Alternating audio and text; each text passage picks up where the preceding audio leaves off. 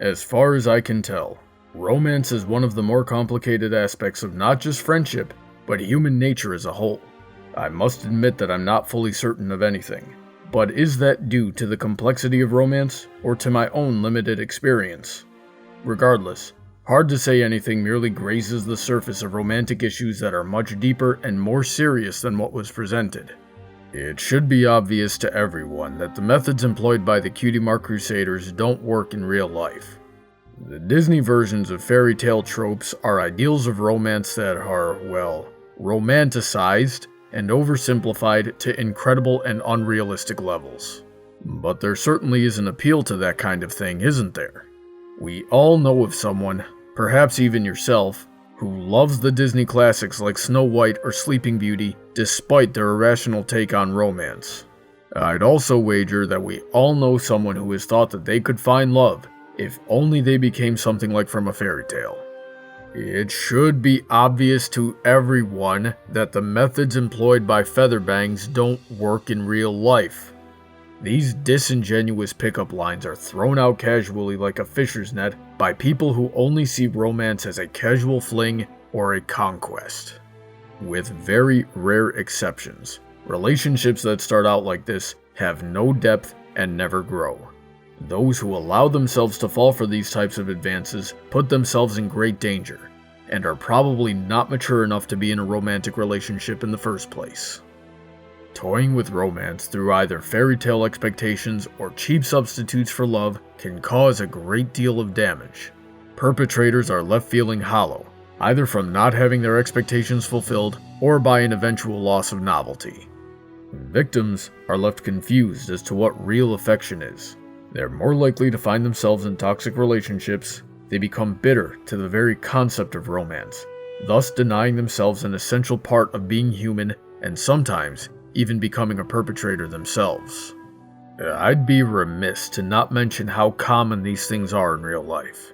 But thankfully, none of the characters involved were experienced or malicious enough to damage each other on such a scale. So it only took a little scolding from Sugar Belle to help them think things through in a more commonsensical manner. It was at that moment that Big Macintosh realized that true romantic love is a level of care, affection, and passion that is far more intense than friendship as we know it. It's born from not just an attraction to someone's personality or physicality, but from the person as a whole and valuing everything about them. Romance is knowing someone and yet wanting to know more. Not just to be closer to each other, but to be a part of each other. Realizing that your happiness and their happiness are the same thing. And expressing that through personally meaningful acts transcends favors of friendship and becomes both a desire and a pleasure. When Apple Bloom realized this too, they were able to help Big Macintosh convey his feelings properly. And Sugar Belle, upon realizing the depths of Big Mac's care, was able to not only reciprocate his feelings for her, but even forgive him for those egregiously misguided previous attempts at impressing her, which I would be incapable of doing if I was in her place. This would normally be the part where I encourage you to do the same. Unfortunately, romance is very complicated and there are many caveats to this. Firstly, make peace with the fact that feelings may never be mutual and a relationship cannot succeed through this. Trying too hard to make it so will only destroy friendships. The desire to make your loved one happy can be blinding, thus causing you to miss red flags and do things for them that you cannot reasonably do, thus losing your sense of self. Then, there will be nothing left when the facade inevitably falls away. Take it from the limited first-hand experience that I do have. Although there were many other factors, not understanding this caveat and a lack of mutual affection was the catalyst for my blazer and glasses. And I know that I'm not the only one who's gone through something similar. This doesn't necessarily mean that the other person is shallow, or that you aren't worthy of love. It just means that you need to be patient. You'll suffer much less if you're at peace with the someday mentality. Surround yourself with friends, and let love grow naturally with someone that you're actually compatible with. Wouldn't that be much better? But as important as it is to find the right person, it's just as important to be the right person. If you ever view romance as something to be deserved or earned like a trophy, or given like a right, or preyed upon like a source of food, or see a loved one as a burden, then you are not the right person.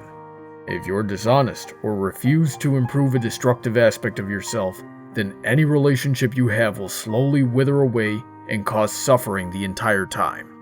Most of the failed relationships I've observed boil down to either unrealistic and/or selfish expectations of each other and a refusal to compromise and communicate. But I have also observed many successful romances. They all, without exception, and just like everyone else should do, always remember that love is patient and kind and does not hold debts, and they love each other like I described earlier while recounting Big Macintosh's revelation through all of life's ups and downs. Once Big Macintosh and the Cutie Mark Crusaders understood what true love is, how to express it, how to be the right person, and rose above the damage that they caused along the way, they were able to help Big Macintosh and Sugar Belle realize their feelings for each other. With all of this in mind, maybe we can do the same. And that's the moral of the story. If you have any comments, critiques, or suggestions, you can send me a message by following Brawny Buck on Tumblr or sending an email to bronydebates@gmail.com. This video was supported by all of my generous supporters on Patreon. Please check out their content links in the description. You can also see how you can join them in supporting my channel and what you would get in return. Have a great day, and I look forward to hearing from all of you soon.